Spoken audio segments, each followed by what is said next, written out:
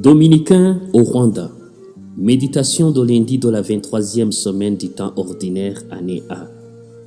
La vie d'abord, les lois et les coutumes après. Aujourd'hui, nous vivons dans un contexte marqué par beaucoup de barrières qui empêcheraient facilement à ce que l'on ne fasse pas du bien à l'inconnu ou à un étranger. Entre autres, il s'agit des barrières d'ordre racial, ethnique, politique, régional, religieux, etc. Que penserait alors Jésus devant un monde qui choisit l'heure, la personne, le lieu pour faire le bien? Dans l'évangile qui nous est proposé en son lundi, Jésus opère une guérison le jour de sabbat. Primo, pour rappeler que le bien à faire à autrui ne réclame jamais des conditions préalables pour être accompli. Secondo, Jésus réaffirme la primauté de la vie sur la loi. En d'autres mots, la loi est faite pour l'homme et non l'homme pour la loi. Dieu a d'abord donné la vie avant que les lois concernant le sabbat soient établies.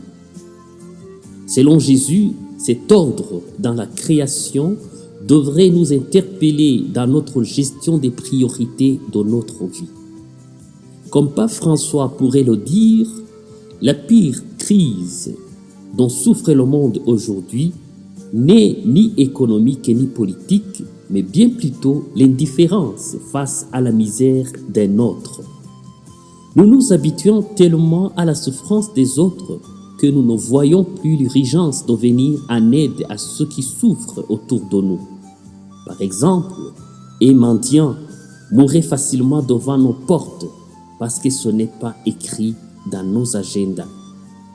Un immigrant mourrait facilement dans un océan parce qu'il n'est pas des nôtres.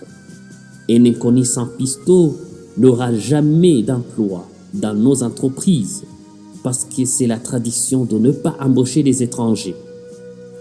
Cela étant, face à ces tentations du siècle, Jésus nous invite à retrouver et à remettre l'ordre dans notre vie. La vie d'abord, les lois et les coutumes après.